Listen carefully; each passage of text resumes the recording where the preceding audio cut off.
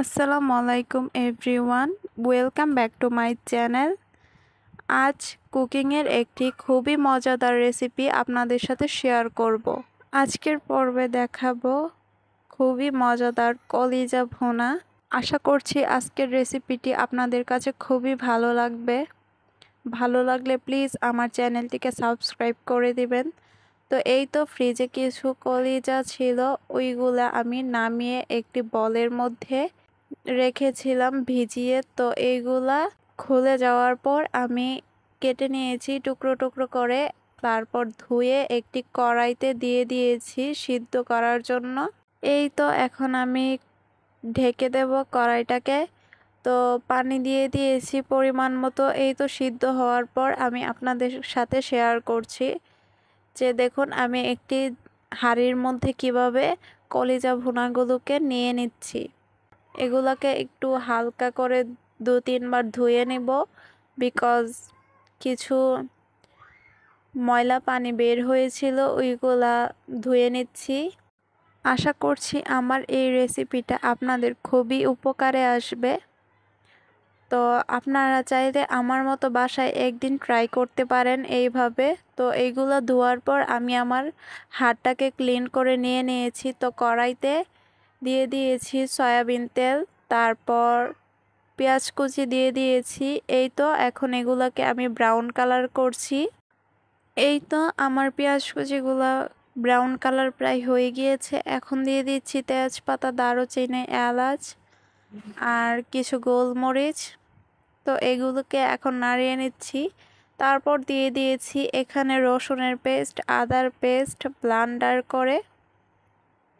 আপনারা চাইলে সাথে সাথে দেওয়ার চেষ্টা করবেন ব্লেন্ডার করে, আমি সাথে সাথে দেওয়ার চেষ্টা করেছি।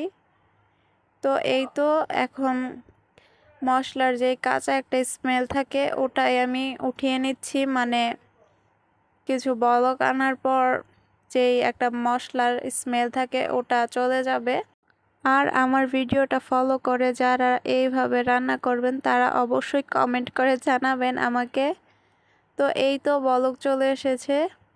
এখানে দিয়ে দিচ্ছি এখন পরিমাণ মতো লবণ। তারপর এখন দিয়ে দিচ্ছি ধনিয়ার গুঁড়ো পরিমাণ মতো। তো এই তো এখন নাড়িয়ে নিচ্ছি। নাড়িয়ে তারপর দিয়ে দিচ্ছি পরিমাণ মতো মরিচের গুঁড়ো। মরিচটা একটু বেশি দিয়েছি, বিকজ ঝাল ঝাল হলে ভালোই লাগবে খেতে। বারবার নাড়িয়ে মশলাগুলোকে মিক্সড করে নিচ্ছি। তারপর দিয়ে দিচ্ছি এখানে হলুদের গুঁড়ো অল্প করে। আশা করছি আমার এই ভিডিওটি আপনাদের ভালো লাগবে। ভালো লাগলে লাইক, কমেন্ট অ্যান্ড শেয়ার করবেন অবশ্যই। তো এই তো এগুলাকে ভালোভাবে নাড়িয়ে নিচ্ছি আর কি। তারপর এখন দিয়ে দিচ্ছি এখানে পরিমাণ মতো পানি অল্প করে আর কি। তো মশলাগুলোকে এখন আমি কষিয়ে নেব। তো এই কষিয়ে নেওয়ার মধ্যে আমি এগুলোকে শুকিয়ে নেব একদম। তারপর লাস্টে একদম দিয়ে দেব জিরের গুঁড়ো। সব মশলা দেওয়ার পর লাস্টে আমি জাস্ট জিরের গুঁড়োটা দেই। তো আপনারা তো দেখতেই পারছেন যে আমি কিভাবে মশলাগুলোকে কষিয়ে নিচ্ছি। এই তো জিরের গুঁড়োটা একটু আগে দিয়ে এখন মশলাগুলোকে ভালো করে কষিয়ে নিচ্ছি। আম্মু বলতেছে যে কালারটা হয়নি ঠিক মতো, যার কারণে আর একটু হলুদের গুঁড়ো দিয়েছে। তো এই তো মশলাটা দেখি আমার খেতে মন চাচ্ছে ভাত দিয়ে।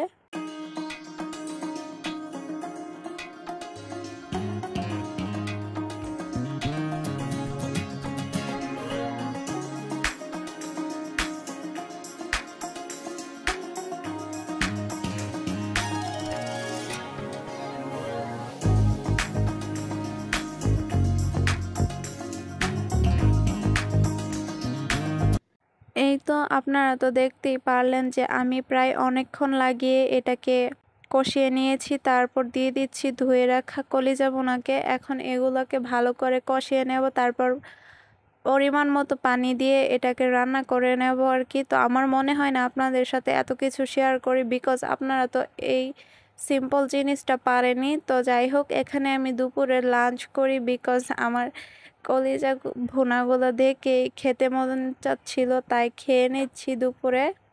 তো আপনাদের কাছে আমার এই কলিজা ভুনার রেসিপিটা কেমন লেগেছে অবশ্যই কিন্তু কমেন্ট করে জানাবেন। আর আমার চ্যানেলটিকে প্লিজ সাবস্ক্রাইব করে দিবেন, আবারও বলতেছি। তো আজকের ব্লগটা এই পর্যন্তই। সবাই ভালো থাকবেন, সুস্থ থাকবেন। আল্লাহ হাফেজ।